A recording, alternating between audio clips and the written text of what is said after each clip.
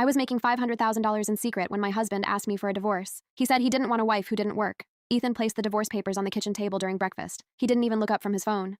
I need someone ambitious, he said flatly, not a stay-at-home wife playing with crayons all day. My crayons were a $380 professional illustration set and a drawing tablet I had paid for myself, but I just smiled and signed every page. See, for the past 6 years, I had been publishing children's books under a pen name, R.K. Bennett. Last year alone, I made $200,000 in royalties, and I was finalizing a streaming adaptation deal worth another $300,000 up front. Ethan had no idea. He never asked about my little hobby. 2 weeks after the divorce was finalized, he moved in with Vanessa. Vanessa had been my college roommate, the one who used to envy my apartment, my car, my husband. Now she had 2 out of 3.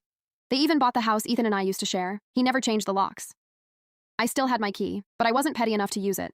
I didn't need to. I moved into a downtown penthouse with floor-to-ceiling windows and went back to working on my 7th book. 3 months passed in silence. Then, one Saturday at 6:04 a.m., my phone buzzed. Ethan. Can you take Lily today? Vanessa has a spa appointment and I have to work. Please. Lily was his 6-year-old daughter from his first marriage. He wanted me to babysit. On my free weekend. The audacity was almost impressive.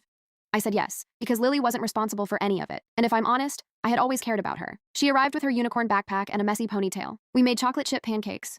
She laughed when I got flour on my cheek. Then she pulled a book out of her bag. Mine. The newest one. The one that had hit #1 on the New York Times bestseller list 2 weeks earlier. Aunt Mia, she said slowly. Do you know this author? She has your last name. I kept my face calm. That's my pen name, sweetheart. Her jaw dropped. Wait, you're R.K. Bennett? The R.K. Bennett? Yes. Oh my God, Vanessa talks about you all the time. She says you're the biggest children's author right now. I had to press my lips together to stop myself from laughing. Does she? She bought all your books last month. She keeps them on the coffee table and tells everyone she's obsessed with you. I turned away so she wouldn't see my smile. She even printed your book tour picture and put it on the fridge. Vanessa. The woman who mocked my crayons. Now she had my photo on her refrigerator. Lily. I said gently, kneeling in front of her. I need to ask you something important.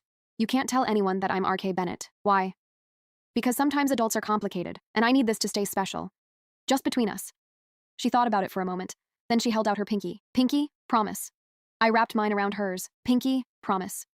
We spent the rest of the afternoon drawing. She had real talent, confident lines, good instinct with color. At 5 p.m., Ethan came to pick her up. This time he rang the doorbell instead of honking. When I opened the door, he looked at me a little longer than usual. You look different.